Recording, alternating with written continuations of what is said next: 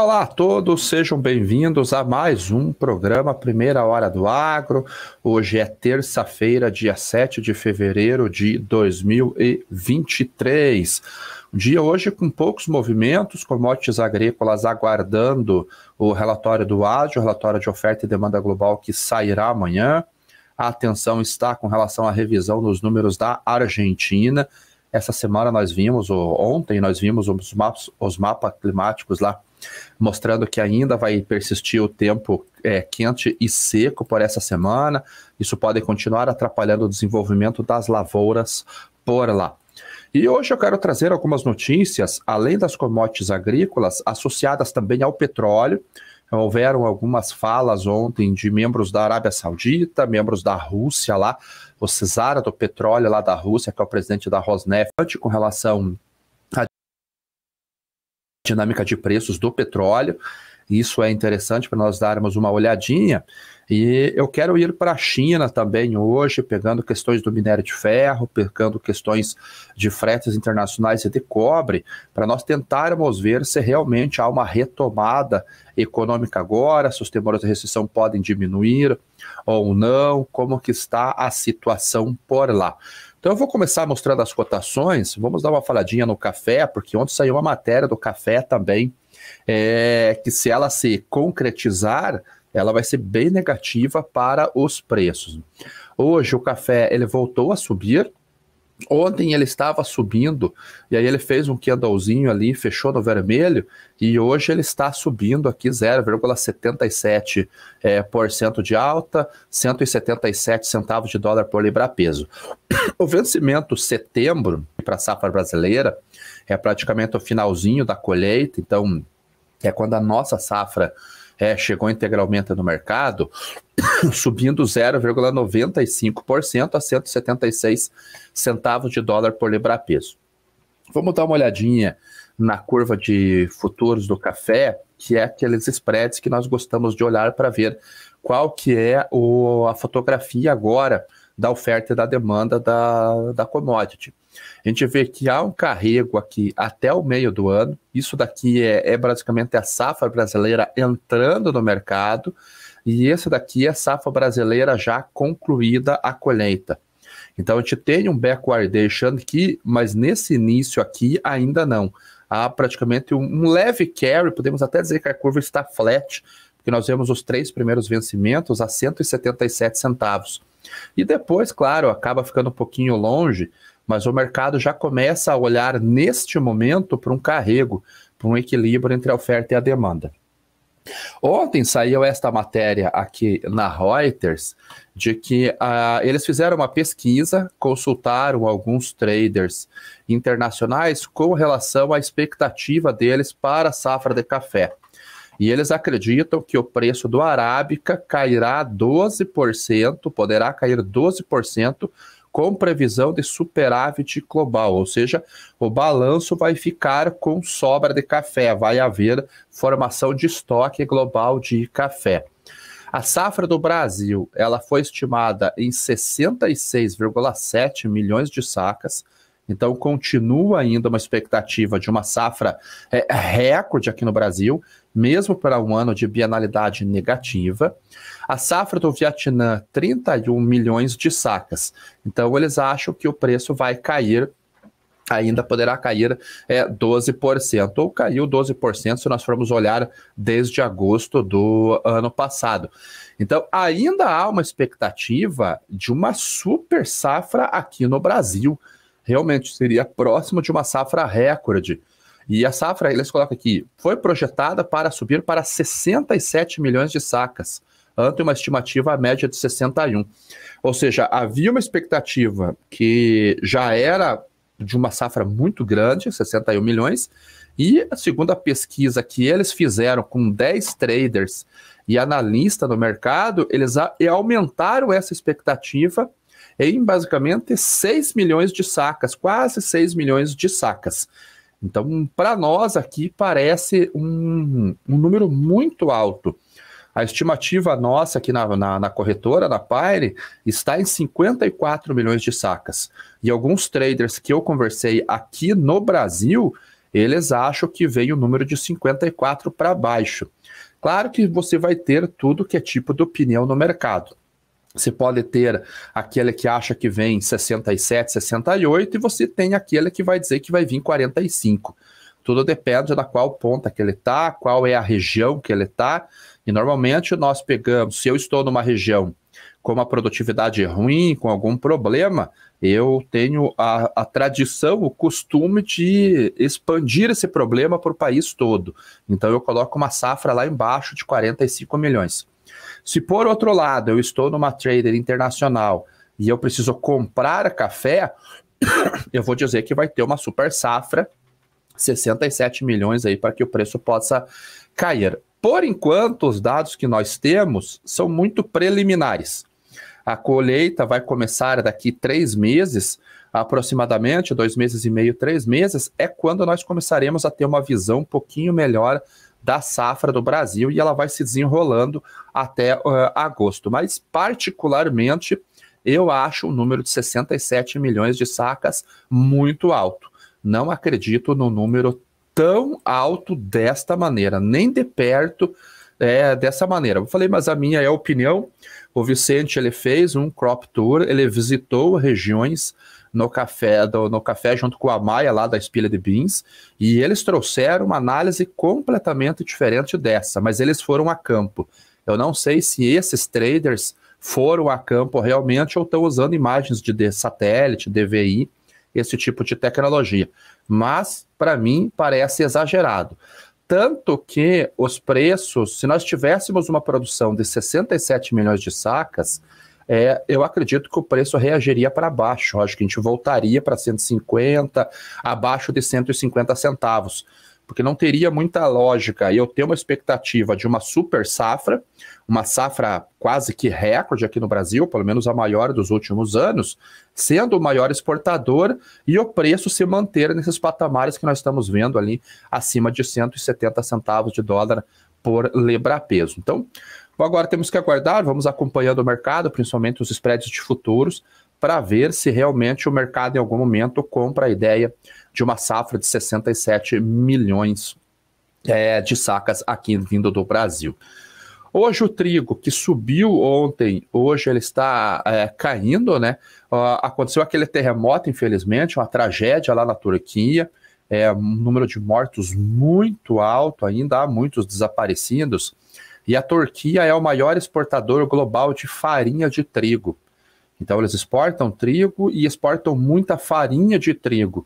Isso acabou mexendo um pouquinho com o balanço. Até ontem, durante o dia, as cotações do cereal ali estavam subindo acima de 1,5%. Aí no finalzinho ele realizou um pouquinho, fechou até no vermelho, olhando pelo gráfico aqui. Ontem, dia 6, ele fechou no vermelho, testou uma média de 50 períodos que eu uso aqui. O RSI ainda abaixo de 50, ele pode cair mais um pouco. Mas esse terremoto realmente lá na Turquia tem que aguardar os desdobramentos, ver se os portos estão bloqueados ou não. Foi reportado um incêndio em um porto lá no terminal de contêineres. Afetou até o petróleo também, que acaba subindo um pouquinho hoje, porque o importante terminal lá da região também foi afetado para exportação, então você reduz um pouquinho mais a oferta. E é algo que nós devemos acompanhar, mas por hora hoje o preço do cereal caindo, mas você vê que ele cai, mas ele não cai muito, ele não consegue voltar para aqueles níveis de 6 dólares, 6 dólares e 50, ele fica nesse range aqui de 7 dólares, 7 dólares acima por bushel. Hoje o milho, ele vem caindo também, ele está agora aqui trabalhando acima das médias, já houve um cruzamento de uma média mais curta de 20 períodos com a média de 100. Vocês sabem que eu sou francamente altista para as cotações do cereal, eu não acho que o momento é agora também dele subir, mas ali a partir de março, abril, maio principalmente, eu acredito que vai começar o movimento de alta.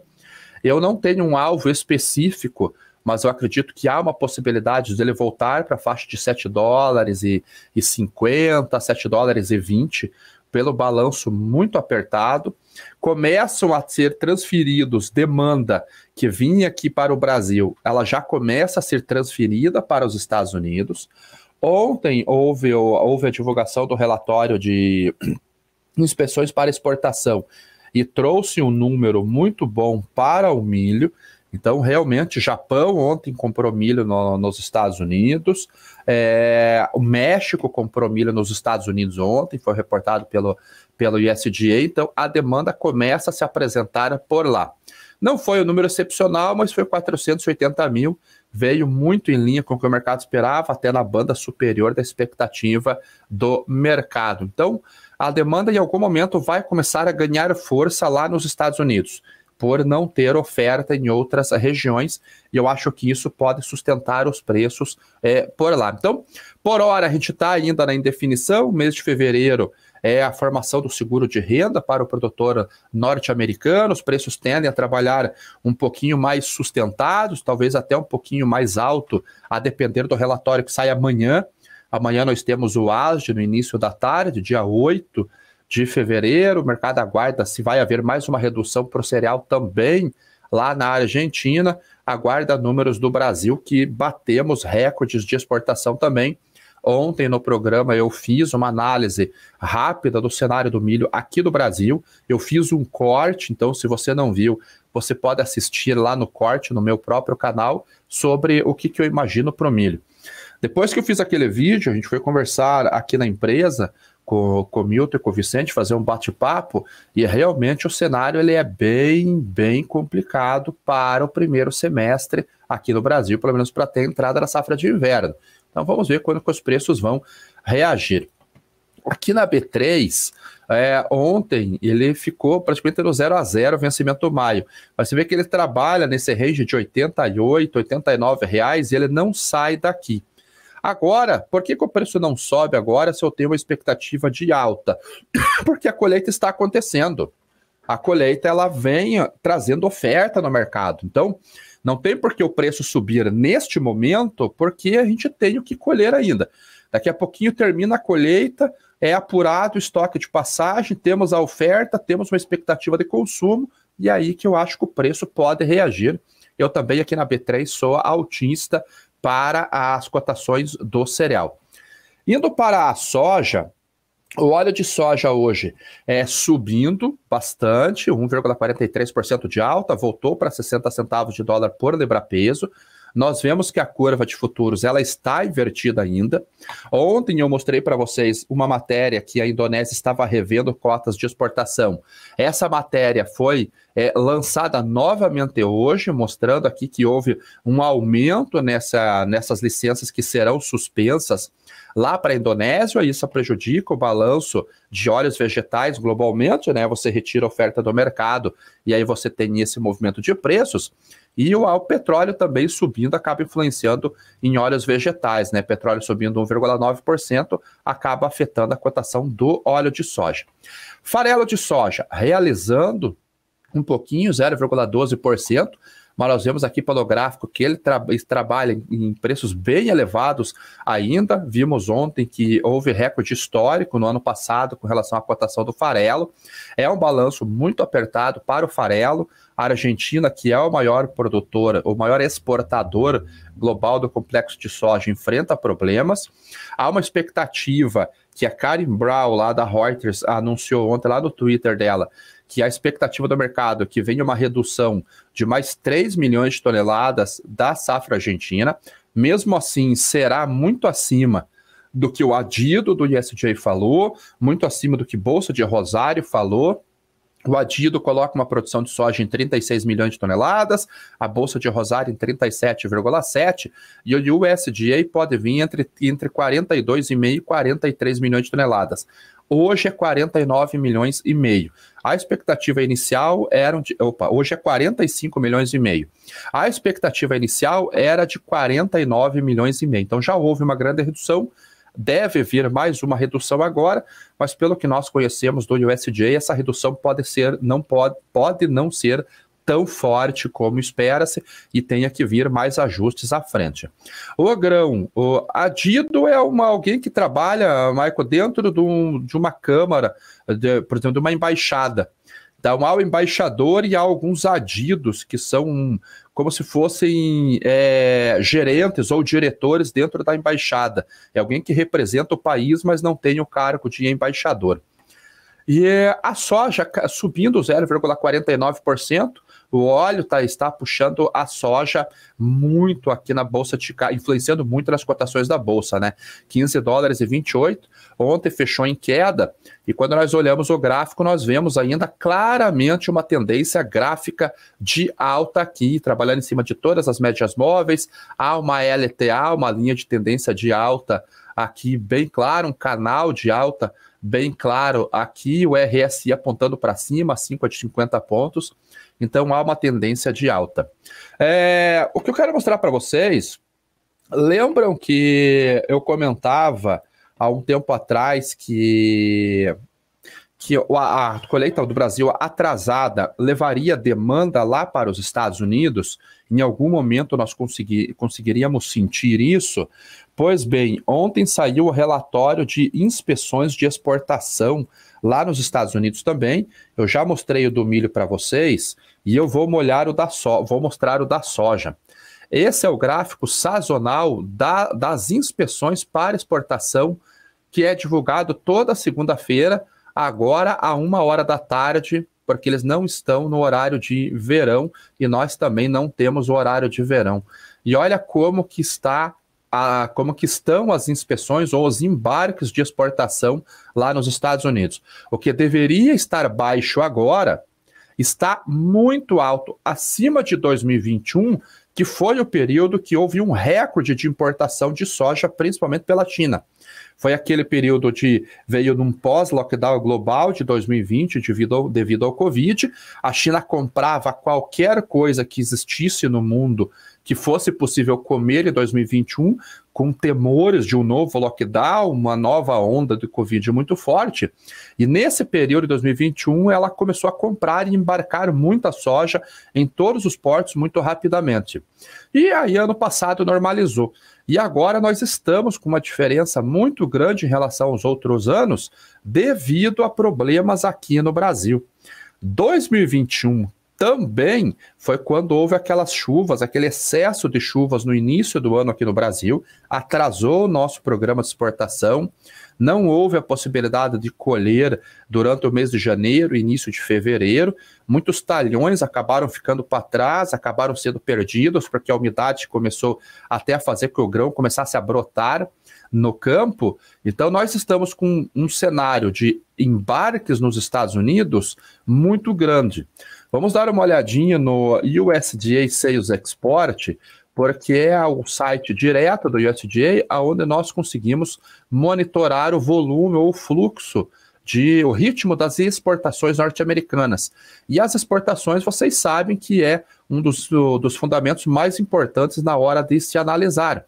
Você vê que a estimativa do USDA é de 54,1 milhões de toneladas para exportação, já há 47,2 milhões já no commitment, ou seja, aquilo que já está comprometido para a exportação. Ano passado, 45,1 milhões, ou seja, nós estamos basicamente com 2 milhões e 100 mil toneladas a mais do que houve no ano passado. O outstanding sales, que é aquilo que já foi vendido, mas ainda não foi embarcado, que precisa ser exportado, 11,6 milhões. É esse número aqui que nós temos que acompanhar, porque o programa norte-americano possui 52 semanas, ele começa no dia 1º de setembro, termina no dia 31 de agosto.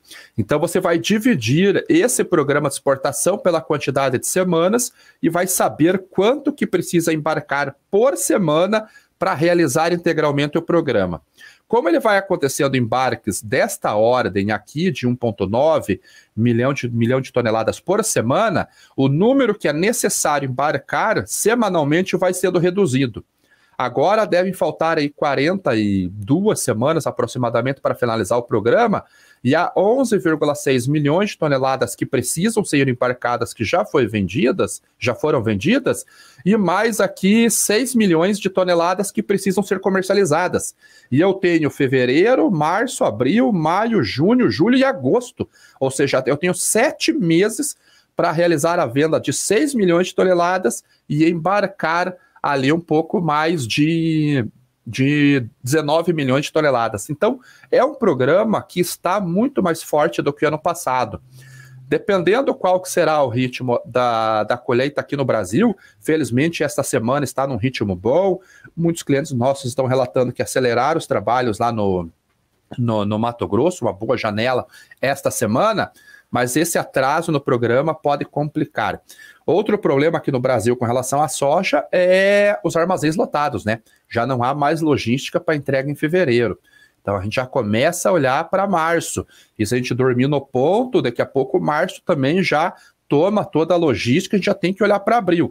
E abril são os preços mais baixos que nós temos, eles estão em abril.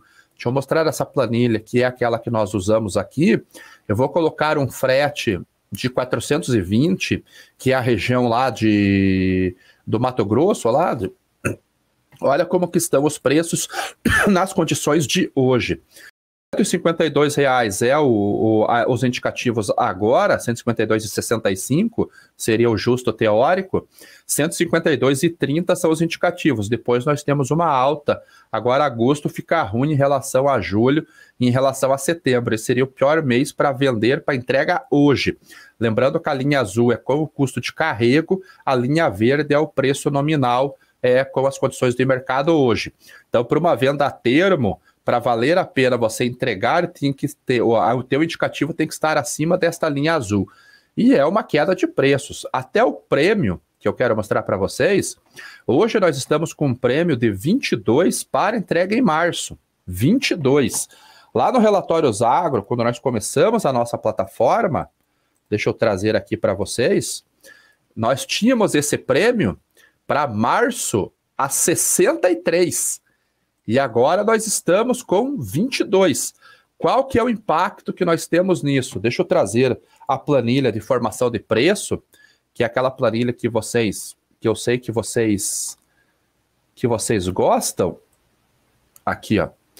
A soja naquele período estava na Bolsa de Chicago, $14,58, um prêmio de 63 acima, e o dólar, coincidência ou não, também estava 5,14 naquele momento. Só que quando eu faço a formação de preço para entrega em março, eu uso a cotação futura. Então não era 5,14, tinha o carrego. Então esse dólar deveria estar por volta de 5,22 aproximadamente devido a esse carrego positivo. Então eu tinha uma saca de soja para entrega no porto em R$ 175 em novembro, para entrega em março. Com as condições de mercado hoje que nós vimos ali, quanto que está a soja? 15,28 agora, 15,28, um prêmio de 22, e o dólar agora, eu já não tenho o carrego, já é o 5,14, eu tenho uma de 175. Ué, ficou o mesmo preço ali, quase isso, porque se eu pego o 63 que estava na época, e diminuo do 22, que está hoje, eu tenho um prêmio de 41 acima de Chicago. Se eu multiplico isso por me fugiu o fator de conversão, 0,367454, a gente está falando de $15 por tonelada. Se eu multiplicar isso por 0,06, eu tenho 90 centavos por dólar. Se eu multiplicar isso pela taxa de câmbio de hoje, eu tenho 4,65 por saca, que poderia ter sido ganho naquela comercialização lá só na diferença do basis, ok? Então uma saca de 175 poderia estar com 4,65 a mais por lá. E a Bolsa de Chicago, nós tínhamos 14,28, certo? 14,58, menos o 15,28 que nós temos hoje, 70 pontos foi a alta da Bolsa de Chicago. Então deixa eu multiplicar isso aqui por menos 1, porque eu fiz... Opa, vou fazer direito, né? Eu tenho igual a 15,28 menos 14,58, ó, 70 pontos. O mesmo cálculo seria 7,93 de recuperação no RED.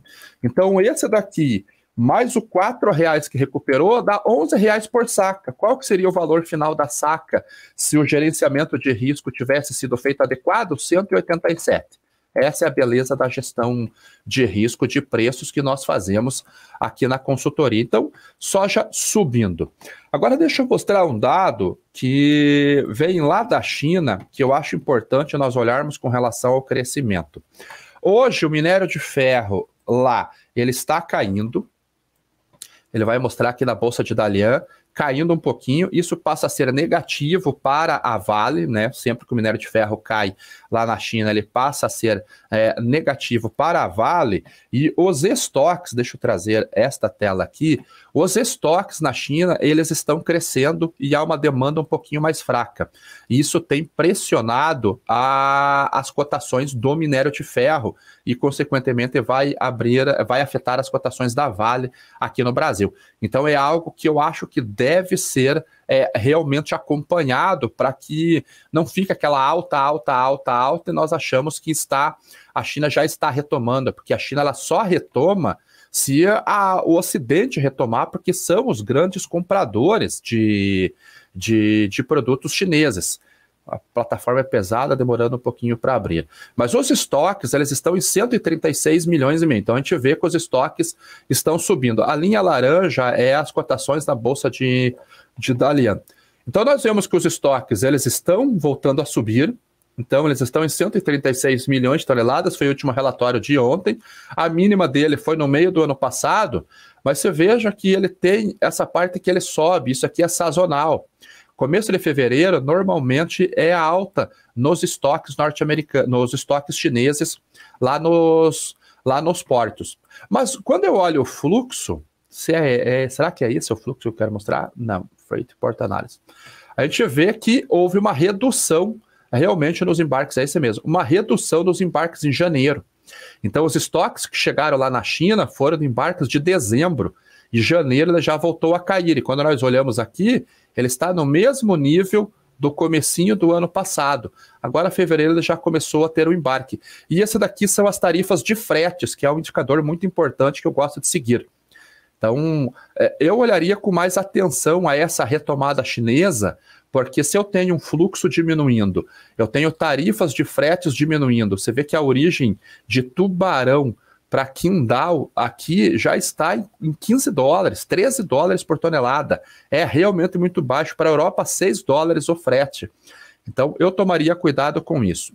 Por outro lado, eu tenho o petróleo subindo 1,93% hoje. É uma boa notícia com relação a cenário econômico, porque o mercado vê, ou pelo menos percebe, que o petróleo está subindo hoje porque há uma expectativa de retomada na demanda chinesa.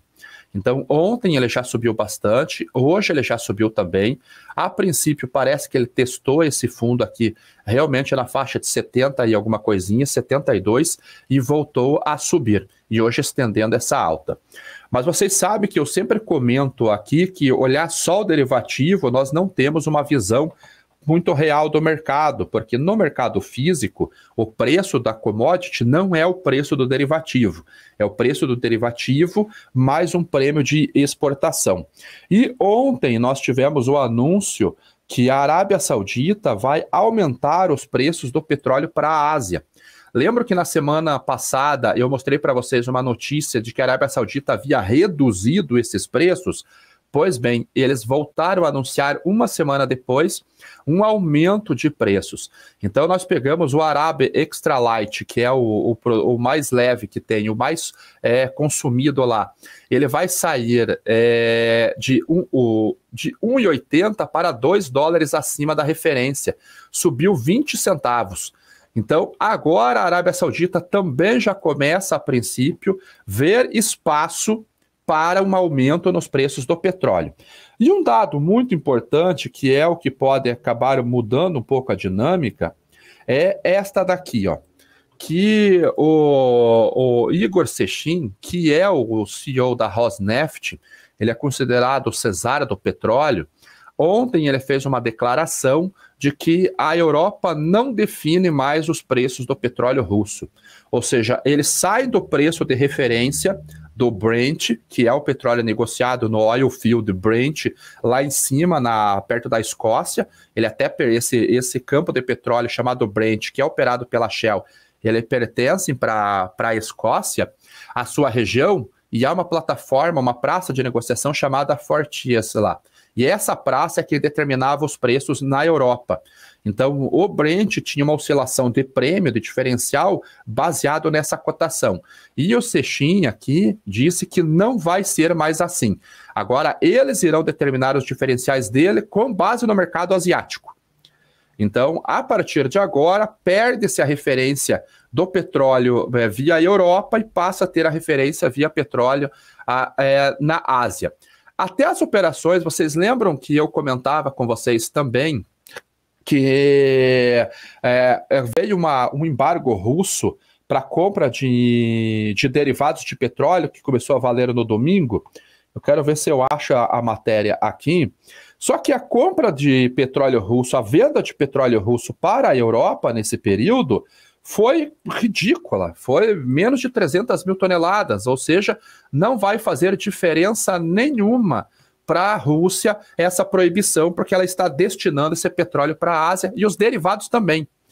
E aqui, lembra que eu comentava com vocês também que haveria um aumento, um incremento nas exportações de países que não são produtores, mas que são sedes de trading houses que fazem a operação, e eles fazem a operação chamada STS, os ship-to-ship, eles transferem o petróleo de uma embarcação maior, de um VLCC, que transporta 2 milhões de barris de petróleo em cada viagem, para navios menores e fazem a venda desses navios menores. Pois bem, ontem saiu um dado aqui que os embarques, deixa eu trazer, os embarques de STS, os carregamentos de STS lá no porto de Kalamata, na Grécia, que tem como destino o óleo russo e o VGO é um gasóleo a vácuo, aumentou para 8,2 milhões de toneladas, ante 1,4 milhões no ano anterior. Então, toda aquela dinâmica que nós antecipamos aqui do mercado de petróleo, mostrando as causas que estavam acontecendo, os efeitos que estavam acontecendo, começam a ser expressos nas notícias. Então, está aqui que o STS realmente aumentou quase 7 vezes devido ao embargo às exportações de petróleo russo e às exportações de derivados russos. E essa é a dinâmica de mercado. O embargo europeu não tirou a oferta russa global, tirou a oferta Rússia da Europa. E essa oferta foi destinada para países que não estão apoiando o embargo, China e Índia principalmente. Para você ter uma ideia, a Índia aumentou em 70% a compra de petróleo russo. E hoje esse 70% da venda do petróleo russo vai para a Índia, que refina e vende diesel para os Estados Unidos. Essa é a dinâmica do mercado que está acontecendo hoje, mas uma expectativa de reabertura da economia chinesa tem puxado as cotações lá na Bolsa. Então, deixa eu ver se tem alguma pergunta aqui. Olha, por que a colheita está atrasada? Por causa do excesso de chuvas. A chuva não deixa a colheitadeira entrar no campo para fazer, ela atola e você não consegue fazer o corte também da soja, da planta de soja, porque ela vai deitar devido à umidade. Então, isso não é um fator que nós escolhemos, é um fator climático. Mas o Brent pode voltar a subir com a China comprando da Rússia? Pode, se outros países comprarem do Brent. Aí pode sim. Então é isso, pessoal. Obrigado a todos. Passei um pouquinho do horário. Bom dia. O preço do açúcar que mantém nesses níveis, eu acho que tem uma chance boa, sim. Quem que perguntou? Marcelo. Acho que é uma chance boa, sim. Então, obrigado a todos. Voltamos amanhã no Primeira Hora do Agro. Vocês ficam agora com o pré-market. Tchau.